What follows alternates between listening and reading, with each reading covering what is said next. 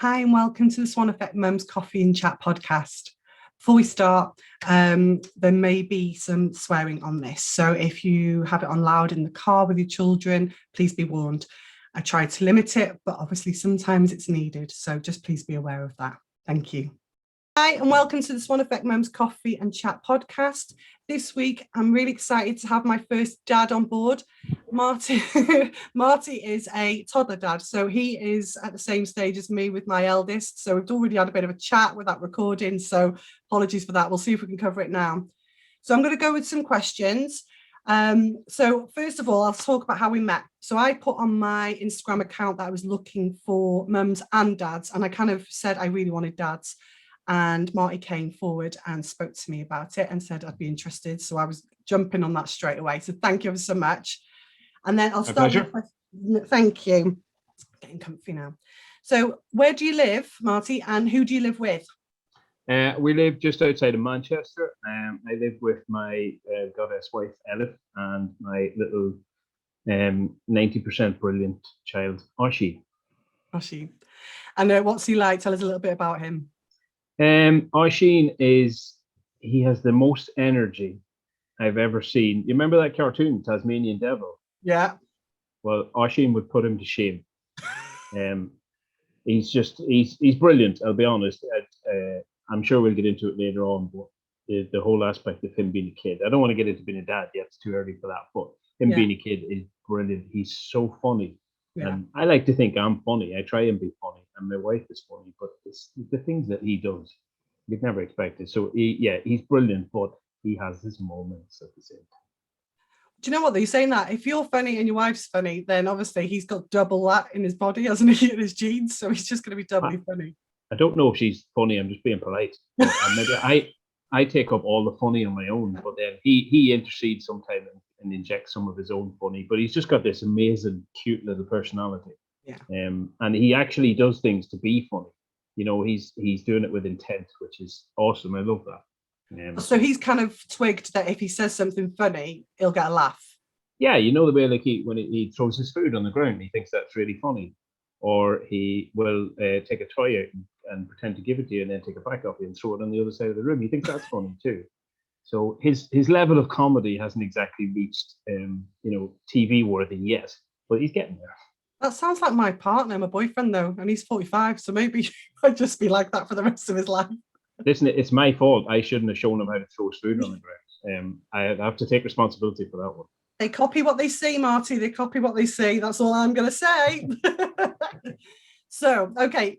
How have you guys found having a toddler during lockdown? And has he been in childcare during the last 12 months? And has he been mixing up with kids? Do you know what? I'm going to go against the grain. Yeah. I think lockdown is brilliant because I'm a little bit antisocial. I'm old now, so I'm not in my 30s anymore. So I've become antisocial. Lockdown hasn't really affected us that badly. If I take it back, so we both work full time. He was in childcare 4 days a week, and then I used to take a day off in the week to look after him because childcare is really expensive. And then I would work at the weekends, and my wife would look after him on that day. Yeah. So that was the schedule for it. So when lockdown hit, then it was March. It was all of us at home until mid-July, and that was the most difficult time because we still got out and we still done things, but it's changed the lifestyle. Yeah. You know, you couldn't go and it was a shock, wasn't it? Yeah. And it was just like, here we are, this is the situation now, so deal with it. And we hadn't had the situation of having both of us at home with him for that kind of protracted period of time. So because initially my wife said she let me we done shared parental leave. So she was off for 6 months, and then I looked after him for 4 months, and then I went back to work. So it was always one of us with him. So those first 4 months, whatever it was, that was really tough, and we had to relearning to live with each other basically. Yeah. There were 6-day weeks. It was good I shouldn't say it was good, but me and Elif had a bit easier because we weren't stepping over each other. We took shifts. She looked after him in the morning, and then I looked after him. I looked after him in the morning, and then at work and then she done the opposite, and then he would go to bed in the evening time. But then in July, we went back to nursery. Started with 1 day, and then 2 days, and 3 days, and back up to 4 days now. So I don't know. Lockdown to me isn't that bad. No, I think for me, I was pregnant. I was 8 weeks pregnant when it started, and I had to work from home. And Phil's a builder, so he was off for 6 weeks. He has never in his life had 6 weeks off from work from the age of 16 to 45. So him and Fionn had the best time, because he was like, I've never spent this much time with any, because he's got 2 older children. Yeah, and he loved it. And he'd go out in the garden every day, because I'd be doing meetings in the house. He'd go out for his daily walk for like a good hour with them. Take, the parks weren't open and things, but he loved it. I think he'd easily be a house stay-at-home dad, easily. He'd love it. Well, I got used to it though, because I wasn't back from work. I was back for maybe 6 months, 7 months from the shared parental leave, so it wasn't a huge shock for me to stay off again.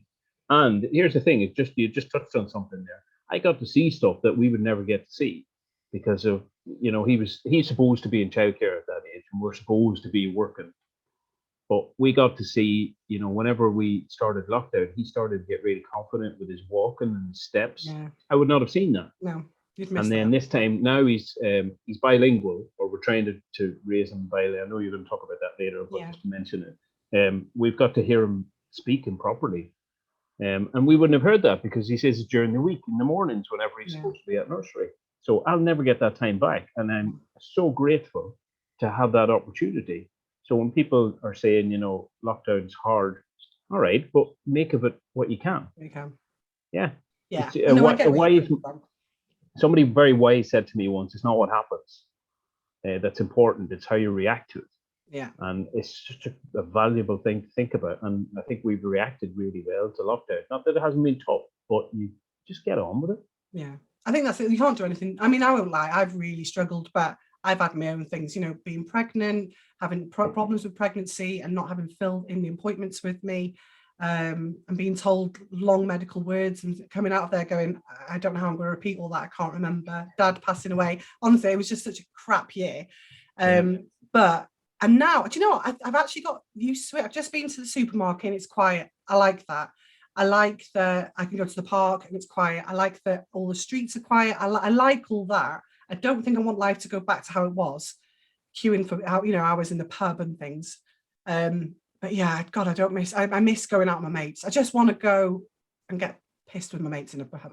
You know what I mean? Like just one night. I'm not, because I can't do it all the time anyway. I'm a mum of 2, but I just need to let my hair down, I think. And the fact that I can't annoys me. Do you know what I mean? Well, I went for some drinks with some workmates. God, I don't know when it was. Now, it was in the past. That's the best way I can describe it. And I only had maybe 2 or 3 drinks, and I was feeling kind of woozy.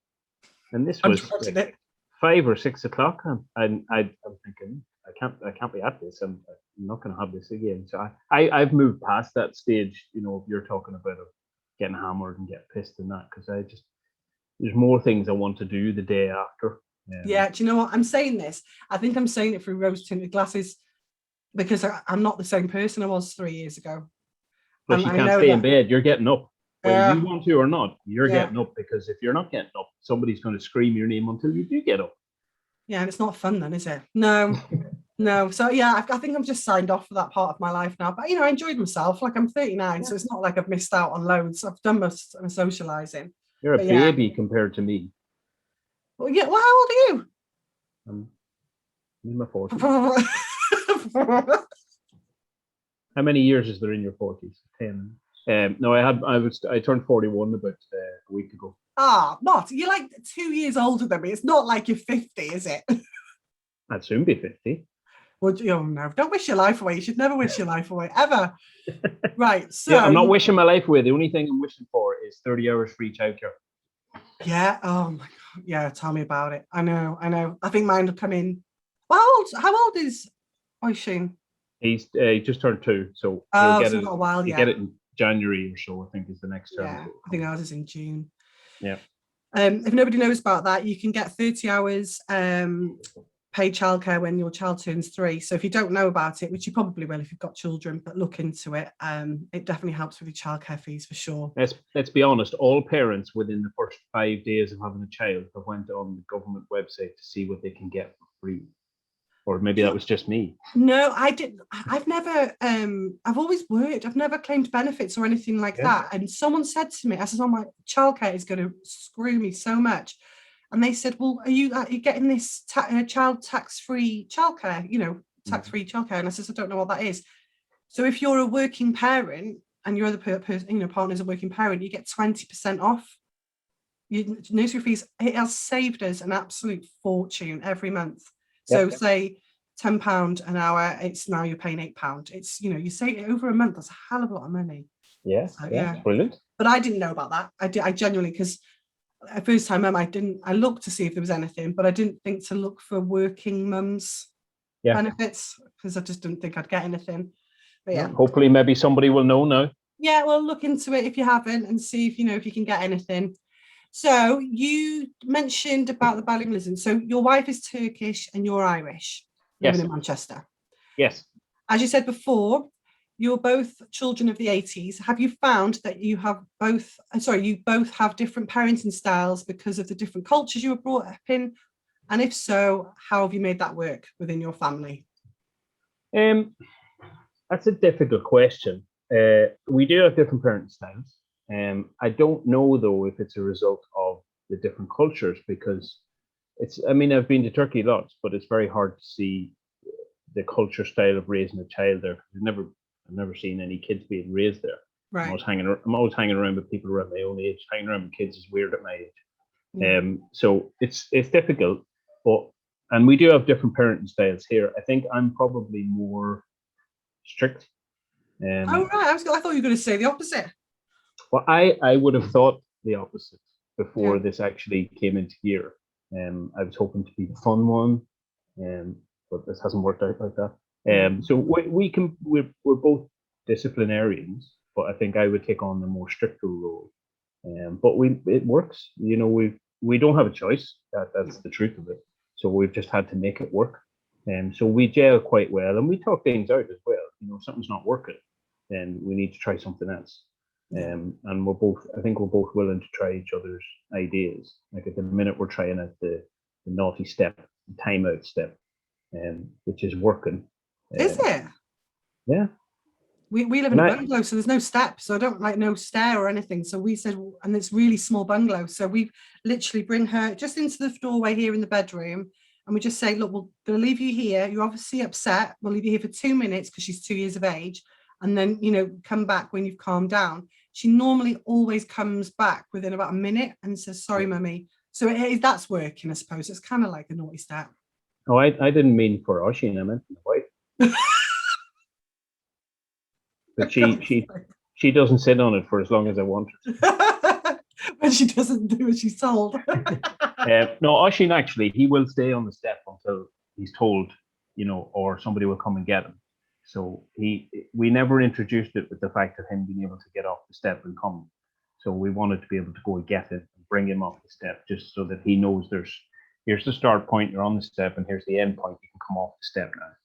And we always come off the step with, like gives a hug to say sorry or something like that. But it's difficult, it's trying to apply a level of punishment when you need to make sure the punishment fits the crime as well. And you also don't want to get to the step where it has to go to the step. Yeah. It's such a process to go through it. It's very difficult. I'm not saying about children of the 80s. I am as well. And my mum's going to hate this, but it's true. It happened. I'm one of 4. My mother wasn't very maternal. She'll say that herself. And it was hard. She had 3 under the age of 3. And I'd say, I remember you smacking us as really young children. And she said, well, everyone did it. If you played up, we'd pull you around the side and give you a smack on the bum or whatever. But I said, you can't do that now, Mum. She says, no, I know you can't do it. But she says, but you need something equivalent because your children are just going to run rings around you otherwise. They need to know that you are serious. So we said to each other, right, how are we going to do this? Because Phil was always quite a shouty dad and, using his boom voice. And I said, I don't think that's going to work either. But then the naughty step, we were like, we can't keep doing that because that's going to be equivalent of smacking. You know, if you smack someone so much, it doesn't become punishment, does it? It's just something, the norm. Just it is what it is. Yeah. So we try and explain it to her and say, look, you know, we don't like that behavior. Go and sit over there, and mummy's going to go out of the room for a minute. And, you know, just, do you know what? It's so hard because my thing, and I don't know about you, at home, we're fine. We work well together, me and Phil. We kind of, if I go, oh, you know, maybe not, Phil, just tone it down a bit, or he'll say the same to me or whatever. We always back each other up. But it's when we go out in public and she creates, I am so stressed about what other people, like they're looking at me to see how I'm going to react to it, how I'm going to discipline my child in public. And everyone keeps saying you shouldn't really give a shit, but I do, I really care. And I just worry, I don't want to look too strict, but I don't know. I don't know if I'm making sense now, but that's my biggest worry. No, you are. And it's very easy for people to say, oh, who cares? Yeah. But you have to believe it. I mean, I actually, personally, I think that I couldn't care less who sees me or what I'm doing. Yeah. But I know my wife had to have maybe reservations about that, because she just likes to have a, you know, maintain a certain public persona. And there's nothing wrong with that as well.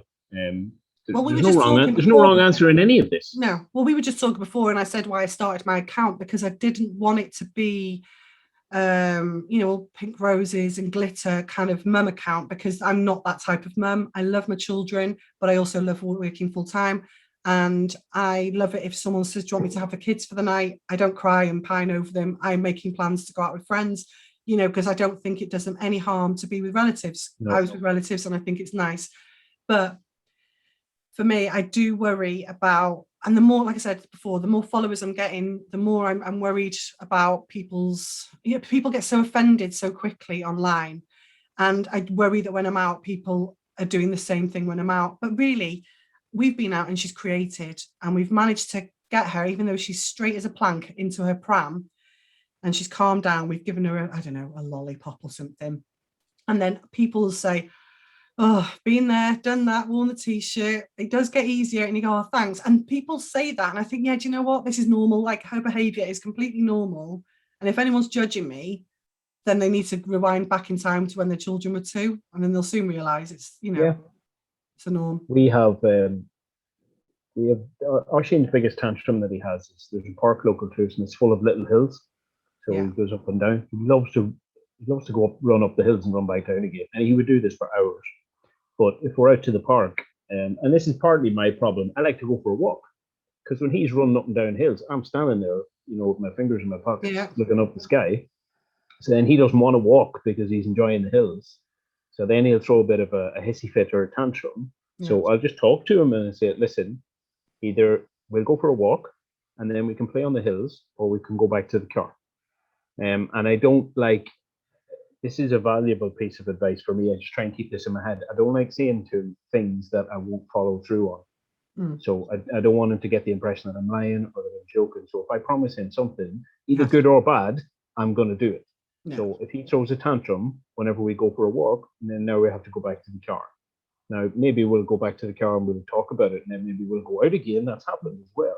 But I like to try and follow through on my promises, because I want him to trust, you know, that I say or I mean what I say, good and bad. But it's an ongoing process. It never stops. No. Somebody sent me something this morning in a post, and I just replied back saying, always parenting. It was a funny video. And the guy in the video, this kid was like 30. And it was funny. And I'm thinking, I just want to brush that kid's hair. What a birth this kid. Yeah, always parenting. I just want to brush his hair. It was messy. It was all over the place. It looked like he was been out in the wind. And I'm thinking, you just need a brush. You're 30 years old. You learn to brush your hair. Brush your hair, yeah. You're on camera, mate. Make sure your camera ready. Be glad of those golden locks that you have, because some of us don't have the opportunity to brush our hair unless we're brushing our back hair, which is not something that we want to do publicly. Do you know what's quite funny? Phil's got a full head of hair, thick grey hair. That's not funny to me, Lynn. No, but his brother has been bald since, I think, in his mid-20s. Phil went grey in his mid-20s and his brother went bald in his mid-20s.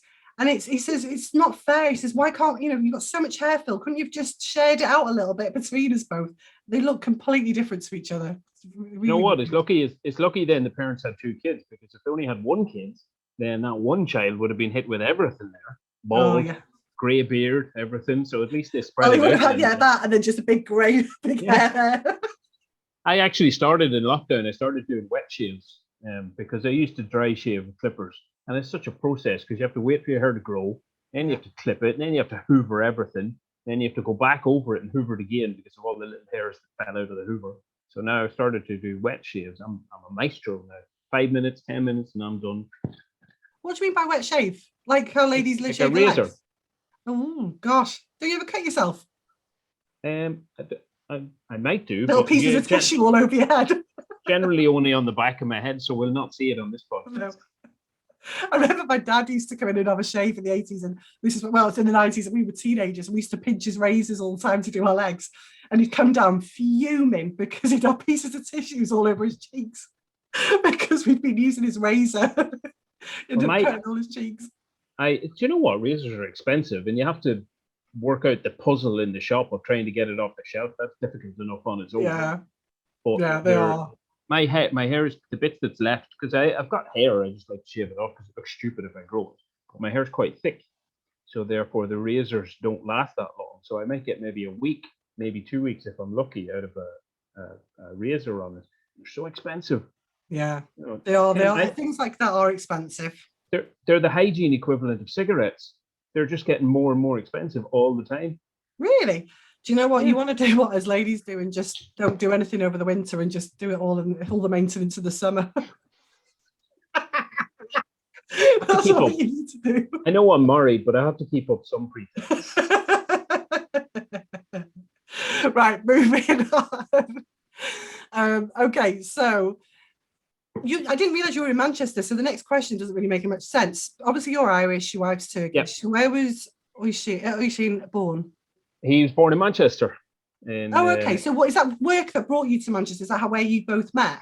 No, we actually, I'll give you the abridged version. We'll be here all day. So I moved to Manchester Elif moved over for work, and then I moved over completely different times. We didn't know each other. She was here 2003, I was here 2006. And then we met here's the history of us. So we met in 2015. And then we were engaged. Do you know what? 2 weeks. I know this is going to sound cheesy and horrible, but within 2 weeks, I knew I was going to marry her. Wow. And I had no intentions of getting married. That was not the plan. I had no intentions of having kids. I like kids, but I never wanted to have kids. You knew you were going to marry her, even though you weren't a marriage type. It wasn't like you loved her after 2 weeks. You were going to marry her after 2 weeks. Wow. Yeah. So we were married within, we were engaged within a year. And then we were married within the next year, and then we were pregnant within the next year, and then we had Oisin within that 4th year. Wow. Gosh. I actually told her on our first date, because I am the last male in my family. So there's I think I'm kind of like the last Jedi, the last hope. So I told her on our first date, I said, listen, I don't want to put any pressure on, but we're gonna have to have kids, and I'm gonna have a boy, and I need something to carry on the line. She was all for it. She didn't. You know what? Actually, that'd be really endearing. And the honesty, I think, that would probably work for me. Actually, if somebody was that honest. Well, it did. Yeah, it worked, and you got a boy. Well done. Yeah. I was so happy when I found out. I would have been happy with any healthy kid. I was so happy when I found out it was a boy, because it was, it's the legacy thing, and I know. It's the ultimate. It's the ultimate narcissistic trait that we want to pass on our legacy onto somebody else. And that's why we have kids, because we want to see little mini versions of ourselves. Yeah. But I wanted to carry on the line because, my surname, but a fairly unique surname. Yeah. And it's not very common in the slightest, and I don't want that surname to disappear. No. So I need to, it was either sow the seed or get married and, have one and do it right. Do it properly. That's what I chose. Yeah. That's it. Phil had 2 daughters when I met him. They were 13 and 16 when I met them. They're in late teens and 20s now. And he loved having girls, absolutely loves it. And, girls love their daddies. So, he was always, even now they still love him to death. But when I got pregnant, I actually cried when I found out it was a girl. Sorry, Fionn, I still love you lots. But if you ever hear this, but I literally cried because I so wanted to give him a son. And he says, I don't care. And I was like, you do. And I knew he did a little bit. But at the same time, he just said, it's me, Lynne, it's me that is the person that gives the sex of the baby. So it's me that's giving, two women 4 girls. It's not your fault. It's mine. I didn't know that. Is that true? Yeah, that's true. That's what, apparently it's the male that determines the sex of the baby. I manifested my destiny there. Yeah, you did. Phil obviously didn't. But hey, I would have loved a daughter. It honestly, I know you're probably thinking you don't believe people when you say that. It really wouldn't have mattered. I wanted to have the baby, but I was also thrilled to find out it was a boy. And we didn't tell anybody as well. We kept that bit. We told obviously we were pregnant, but we didn't tell anyone sex, even though we knew. And it was just such a pleasure to be able to say, we have this little baby boy. Wow, so you found out but didn't tell anyone until he was born? Oh, I couldn't have done that. No way could I have done that. I'd end up slipping up. I know I would. I couldn't be arsed listening to people giving me advice on names. Yeah. I'm so stubborn. I'm stubborn and I'm anti-authority, so I generally hate listening to people for anything really. So I know the advice was coming in. I should call him this and that and the other thing. Here's this name and that. So yes, we kept it quiet. We wanted to keep something for ourselves. Yeah. That's so good. Everything else was everything's public these days, the way we live our lives. Yeah. So we wanted to keep that little thing quiet. That's really nice. I love that story. So how was the pregnancy and everything though, and the birth? Did it go okay or? Yeah. The first trimester was difficult, a word I'd never heard until we became pregnant. There you go. Yeah. First trimester, Ella was very sick. She had morning sickness. It was horrible. Poor woman. That's so bad. I've not had it, but I've seen lots of friends who have. It's horrible. It's a horrible thing, and my personality is kind of that of a fixer, and I want to help and I want to do stuff. Okay. You can't do jack. You can only get in the way and make things worse. Yeah. The second and the third ones were great. I tried. I did make that one. I tried to be there for everything. I had a really good boss at the time, and I was there for all the prenatals and hospital visits and maternity visits and everything like that. And I wasn't trying for brownie points, but I wanted to see this stuff. Yeah, of course you did. I wanted to be a part of this because this is my kid too, and see what was going on. And so the pregnancy as a whole was really good. And we had a difficult birth. We spent a lot of time in hospital at the start. The actual labor took. We went in one day and it didn't start. Basically, it started and it didn't start. It wasn't going anywhere, and then we had to have a section. It was just kind of protracted and awful. But Alec was a bit sick, and he was a bit sick, and they kept us in hospital. And there's nothing worse than being told, "All right, it's time for you to go home now." That's just when my hackles are getting up, and you've given me a newborn now, and my wife is sick and not able to look after him, and now I have to go home. This wasn't during the pandemic, though, was it? No, this was October 18. Right. So we weren't allowed to stay. Basically, I wasn't allowed to stay. Sorry, I should say. She's stuck in a ward with a newborn. She's weak, so that bit was really that was difficult. Having to leave and come back the next day was really, really difficult. That's interesting, actually, because this is why I want to speak to dads, because obviously I had my daughter Ronnie in October 2020, and she ended up being really ill and having in special care for 3 days, and then she had jaundice. So I was in my own little room with her once she came out of there after 2-3 days. Phil was stood in the car park until I was ready to go into theatre. Then he was told to sit outside of the theatre room in his blue scrubs while they set me all up, and there was issues with that, so it took forever. Then he was allowed to come in, and he was allowed to sit with me while they opened me up and got the baby out. Then he was allowed to hold the baby and take her into the recovery room because she was all right at that point. And he got to spend half an hour with her then as well. So I think all in all, he had 1 hour and 15 minutes. And then he was told to leave. And in his mind, he thought, I'll be back in 2 days to get them. But then we ended up being in for another week. And he couldn't see us at all for a week. Couldn't come and visit. He came to drop us some clothes, and I was stood at the end of the hall holding Ronnie, and he was right in the bottom, and he waved, and he had to drop the bag, and then the nurse had to get the bag to bring it into me. And that was horrific. And he just said, it's awful. It's all. And he says, if it wasn't for having another child at home, he would have just sat here just hating every second of it, because like you said, you've got this baby, and the first thing you want to do is protect your girlfriend. Well, wife for you, but girlfriend for me, and your baby, and you can't do that. Yeah. Well, I mean, we weren't that unlucky. That's horrible.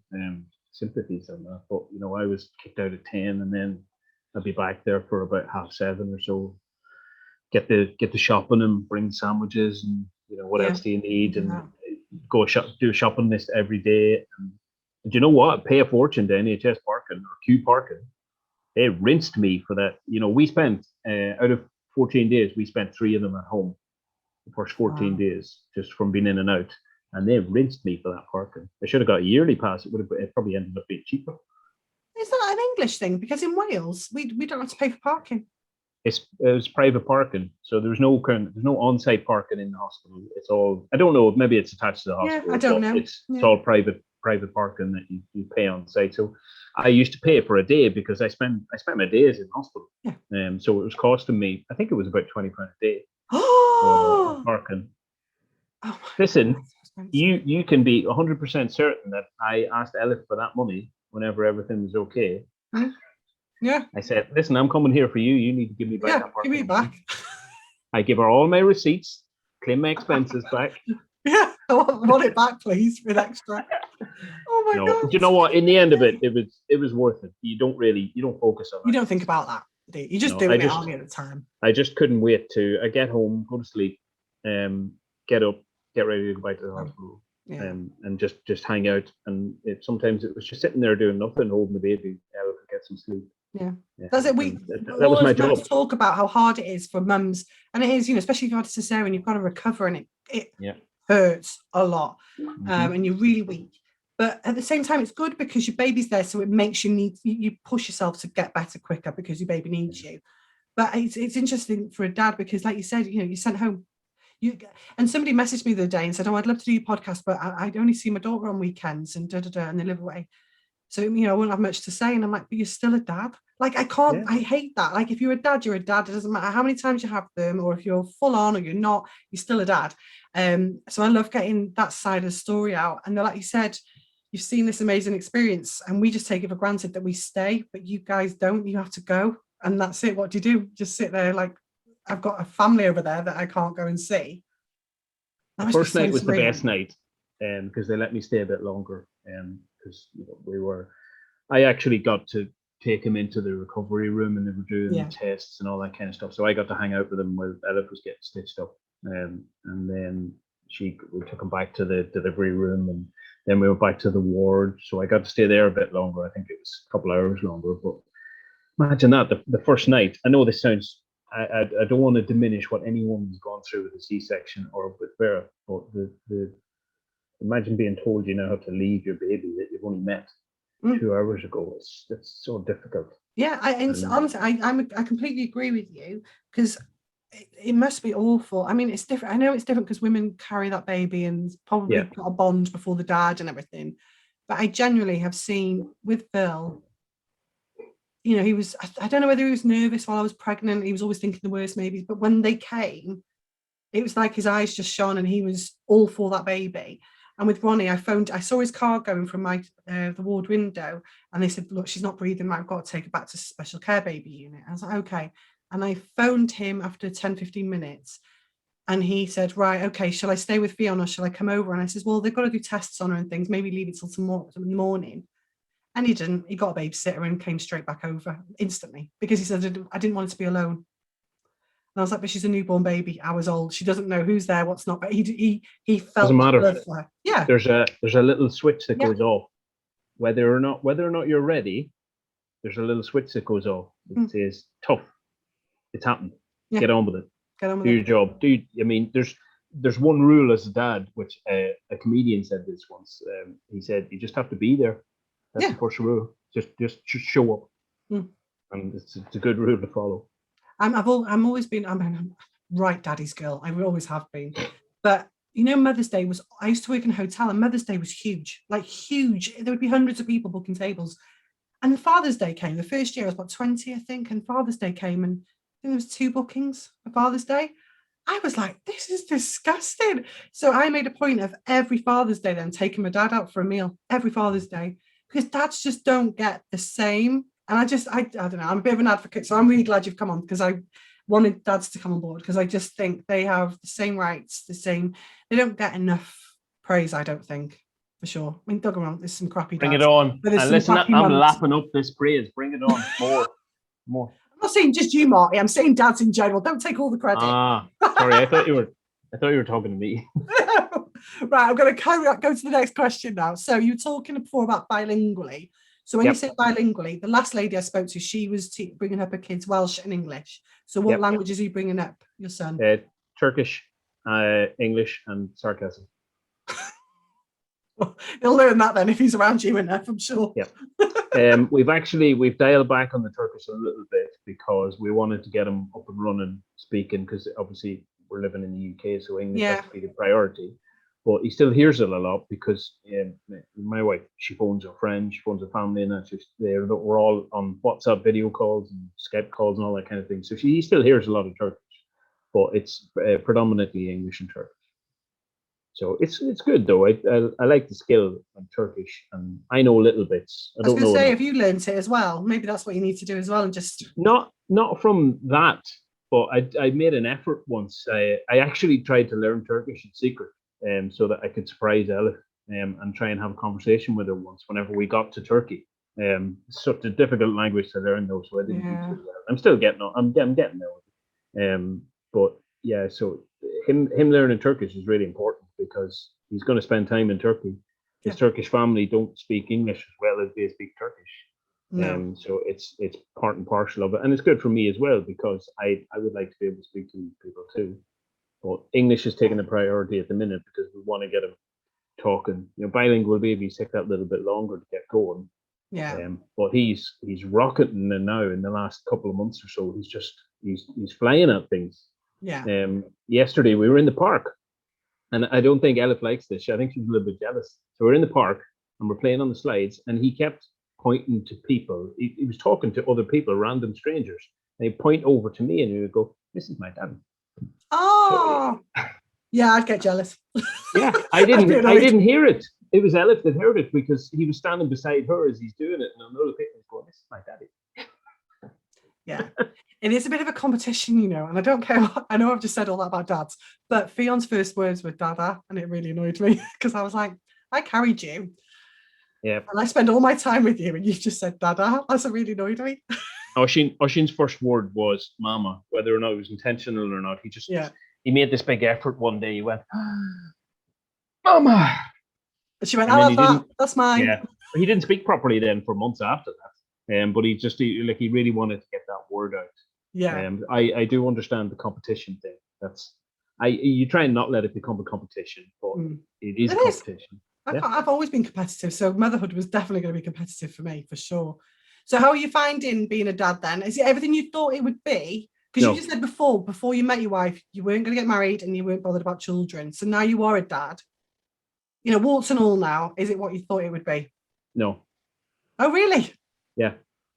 Is it better or worse? Better. I had no idea. I didn't know what it was like to be a dad. I only knew what it was like to be a child because I'd never been around dads that much and babies and things like that. And that was probably why I had no, I wouldn't say I didn't want to have kids, but I had no inclination to have kids. It wasn't a goal. Yeah, you hadn't been around them, so if the kids came up, then you deal with it as you do. But it's so much better than anything I could have imagined. It's hard to describe. It just seems like it sounds really blowy to say it, but I think I've taken to it like a duck to water. And I think I'm trying really well with it. I'm trying really good, and I think I'm decent at this job. Yeah. Because I have no preconceptions about what I thought it would be like to be a dad. Yeah. I'm just getting on with what it is now, and it's so good. If you're not a dad, if anyone's watching and you're not a dad, then go out and be a dad because you can't do anything better. Yeah. It's funny because I was just saying before, wasn't it? It's bloody hard work, and they can test you and they know what buttons to push and everything. But then there'll be little moments when they'll say something so funny and so cute, and you just go, I actually can't imagine you not being here. They're here. I mean, that's not, they are here. And some days I think I just want a day off. I just need a day off, even half a day off. I just need some time to myself. And then yesterday, Phil took them out for a few hours. And by the third hour, I was like, are you coming back now? was like, I need you back now. I need my kids. And like I said, I never was a maternal person. It wasn't something I craved, just something I thought I had to do, really, as I was getting older. And yeah, like you said, I had no idea, really. I knew how to be an auntie, but that was being a fun auntie for a weekend. It wasn't full time. I didn't know how to do it full time. And all my friends' kids were a lot older, so they've kind of forgotten what it's like. And yeah. Maybe that's good, though, that the preconceived notions about what it is don't exist. Because you only know how you're doing it. Yeah, but you can't feel the goal in your head of what it's like because you didn't have that picture in your head. You're just doing with it as it comes along. Yeah, exactly. I think that works. But I mean, I know I sounded very positive there. It's not all positive. There are challenging times, really difficult times. It's a test of a relationship as well. Yeah. Really, really is. And anyone that says otherwise is talking crap. Lying. Yeah, it's not true. It does test because you are not the other person and they are not you, and you have different styles about doing things, but you have to come together, and you have to compromise on things. That's the key art of a relationship, I think, especially when you have a child, is compromise. And don't go to sleep angry. That's the other thing. And you're tired all the time as well, because you're so big, especially if you're both working. When I go back to work, I remember just being tired all the time, because you're still having to do the job, still having to go to work, still having to look after the kids. It is hard, and it does, that's what I always say is, so for me and Phil, we try and spend one evening a week just when we put a film on, even if we don't really chat or anything. It's just phones off, don't talk about kids, we just put a film on, he falls asleep, and it's lovely. We have a lovely ours is the other way. We will we have quite a schedule now at night, so Oisin goes to bed about 7:30ish. I hate to sound like that parent that everybody hates. Sleeps like a dream. Goes to bed, down, out like a light, wakes up about 7, 7:30. Brilliant, best thing. So then we'll have dinner, maybe there'll be some exercise done or something like that, but then we'll sit down together about maybe 9:30, 10, and it's so boring, and I love it. Love it. Yeah, I love it. We'll just sit down and watch some trash, something like that, or we'll find a movie that will take us the next month to watch because we watch it in 10-minute spurts. Fall asleep. We'll say old serials. So Ella will maybe fall asleep or something like that. And, 10:30, 11, go to bed and get up and do it all over again the next day. And that's it, isn't it? But it's lovely. I think brilliant. I've spent my life enjoying myself, and I was like, right, I'm ready to chill. I'm ready to just live this normal life and mundane life. But I love it. I do actually love it. But if you could go back and give yourself one piece of advice before you had the family, what would it be? Can I give you 2 pieces of advice? Go on, give me 2. Remember I said I was anti-authority. I don't like to be told what to do, so I'm giving you 2 pieces. So the best bit of advice actually came from my sister, and she got 2 kids, older than mine. And she said the only thing the baby needs is love. Now that sounds so cheesy and cliched, but and I didn't think it was right. I thought, I'm planning all the things, the prep machine, the muslin, all the trash that you buy that you don't need. And she was 100% right. And I think that's the first time she's ever been right in her whole life. But on this time, it was a genius thing to be right about. So I wouldn't worry too much about things.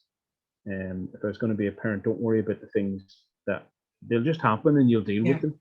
It's like that. What I said about that switch going on. Especially as a dad, the switch will go off. I was worrying about nappies. What am I going to do with a nappy? Because I hadn't seen a nappy since the 80s, and safety pins. That's what I'm planning. And now they've got stickers. They do it all for you. You don't need safety pins. Safety pins. Yeah, I'm thinking, where we can I get? That's where we towel and nappies and the little pins. Safety pins on Amazon Prime. Oh, there's a 3rd piece of advice.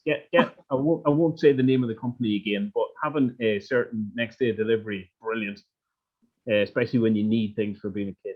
Yeah. And the last bit of advice, this is hospital-based advice. Right.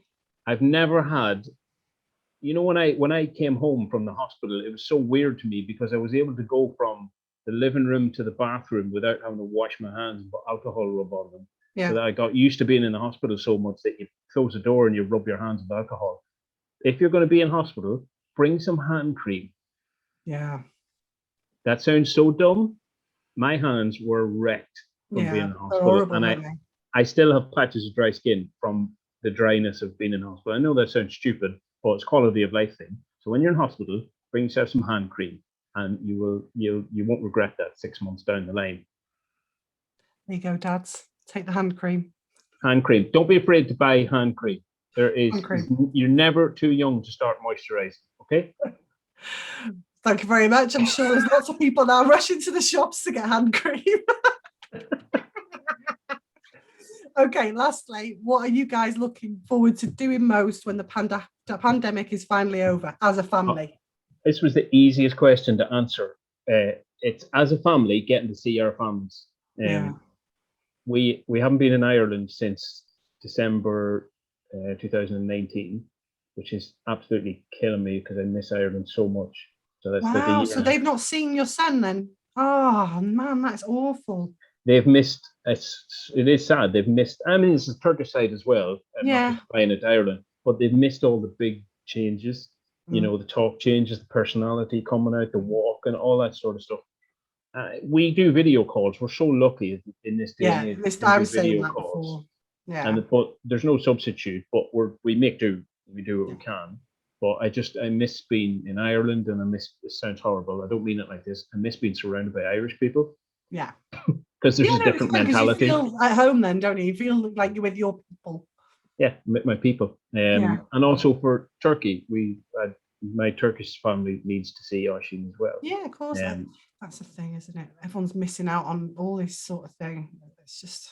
When we got to Turkey last year, no, he's got used to this lifestyle. You know, he thinks lockdown is lifestyle. Do you think it's sad they're getting used to talking to people via your phone? Like video calling and stuff? I don't think so, because we talk a lot at home. We don't leave the telly on. I hate to watch telly. It really annoys me. So we don't leave the telly on in the background. It goes on special occasions. If, somebody needs to go to the toilet or something like that. But so we talk a lot at home. So I think he's used to the concept of people talking to one another. Yeah. But I don't want him. I'm afraid of him getting used to the concept of talking to other people via the phone. So it's in-person visits, and it's not just family; it's friends. You know, I miss my friends in Ireland and people that have kids, and I'm missing their kids growing up, and so that part of it, that's such an easy question to answer. We need to see the wider families. I think a lot of people would answer with that same answer, to be honest, especially if they're living away from family. Yeah, but the rest of it, I have no problem. You know, I work from home, so if I never left the house again, I'm fine with that. I go to the shops, get shopping and that, but I miss the ability to just to plan a trip to see family and friends. Yeah, that's what I was saying. I don't necessarily want to go out every weekend. I don't want to.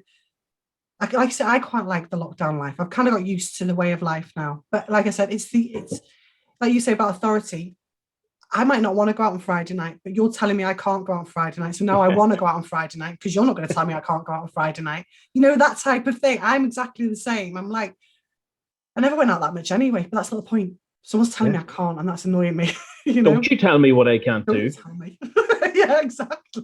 Do you know this is the worst lesson, because we're talking about how much that we want our kids to listen to us and act responsibly and behave well and do what your parents tell you, because generally they're on the ball, and then we're saying, no, I'm not doing what you tell me. I'm not listening. I tell them, I'll do what I want. Not as I do. Do as I say, but not as I do. That's exactly what I say all the time. Just because mummy's doing it doesn't mean you can do it. No, go back. No. I'm not that nice. I would just say, don't do it. Just do what I say. Do what I say. Yeah, just do what I say. I'm in control here. Yeah. Do you know what? I'm really chuffed. We're now bang on 1 hour. I'm really happy with that. I haven't done a break in the middle of it because we were just chatting so much, but I'll figure that out. Oh, thank you so much, Marty. That's great. That was brilliant. I really enjoyed it. Yeah, I did. And I didn't. I don't think. I don't know whether do your guests ask you questions? You're my second guest, so I don't know. No, not really. I was just thinking, I didn't really ask you any questions, so now I come across like this sort of selfish narcissist that just wants to talk about himself. No, it's fine. It's true. I've done podcasts before where it was just me talking about stuff. So I've kind of done me, myself, and I before the interview, and this is what I wanted to do, was interview other people, other parents. So yeah, people who've been listening know about my life. And if they don't, they can go on my Instagram. I share my whole life on there. So yeah. Perfect. Yeah. I really enjoyed that. That was great. Oh, thanks so much. Thank you. All right. All the best. You Thanks, too. everybody. Bye. Bye.